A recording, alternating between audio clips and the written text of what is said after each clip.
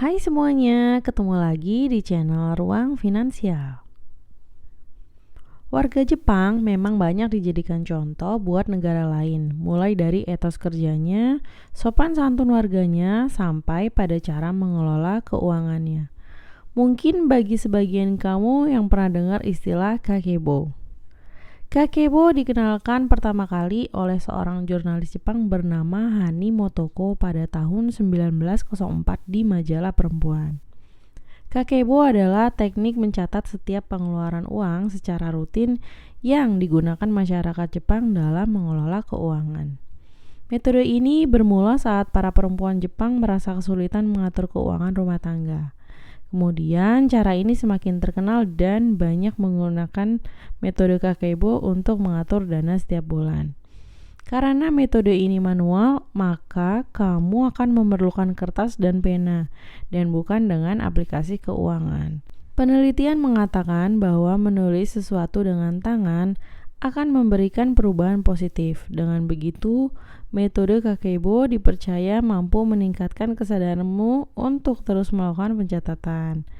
Jika kamu sadar untuk melakukan pencatatan keuangan, maka kamu akan mulai mempertimbangkan pengeluaran untuk bisa mencapai sebuah tujuan. Di tahun 2017, Fumiko Chiba juga menyampaikan cara jitu ini dalam buku The Japanese Art of Saving Money. Menurut buku tersebut, Fumiko Chiba mengajak pembaca untuk mengenali jumlah pemasukan, tabungan, dan dana darurat. Dan yang paling menarik, juga menyarankan untuk meningkatkan uang tabunganmu. Hal menarik yang harus kamu lakukan sebelum melakukan pencatatan adalah menanyakan 4 pertanyaan ala metode kakebo ini.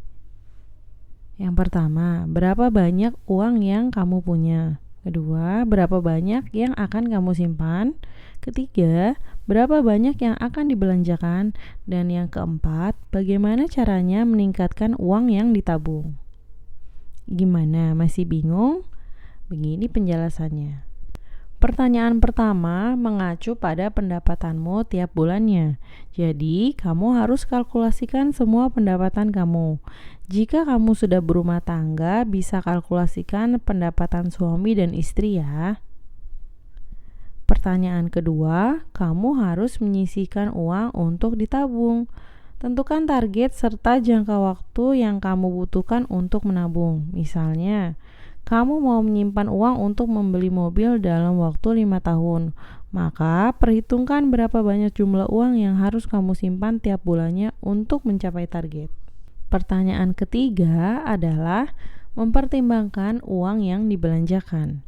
Kali ini, kamu perlu memahami pengelompokan pengeluaran, yaitu kebutuhan pokok, kebutuhan sekunder, dan upgrade skill, misalnya biaya training atau kursus, atau untuk membeli buku. Dan terakhir adalah pengeluaran ekstra seperti perbaikan rumah atau pajak kendaraan. Nah, pertanyaan keempat mengacu pada poin pertanyaan ketiga. Dari pengeluaran tersebut, poin manakah yang bisa kamu kurangi supaya bisa menambah uang tabunganmu? Nah, kamu harus menganalisa keempat poin tersebut dan mulailah berhemat. Kalau kamu sudah punya jawaban untuk pertanyaan di atas, kamu bisa mulai melakukan langkah berikut. 1. Catat pemasukan dan pengeluaran. Jangan lupa kamu harus mencatat ini secara manual ya.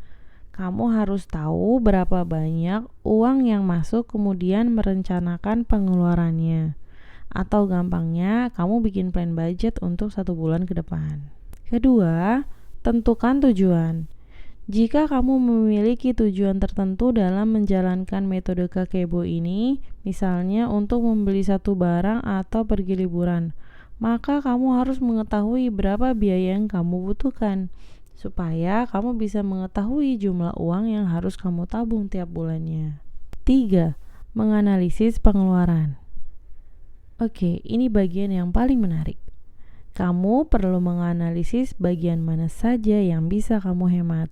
Misalnya, pada poin pengeluaran sekunder seperti jalan-jalan dan makan di luar bisa kamu hilangkan atau diminimalisir. untuk kemudian kamu bisa mengalihkan dananya masuk ke tabungan. Atau kalau kamu mau coba berinvestasi juga bisa. Ini bisa jadi salah satu cara agar uang tabunganmu bertambah. Seperti itu ya gengs penjelasannya. Selamat mencoba.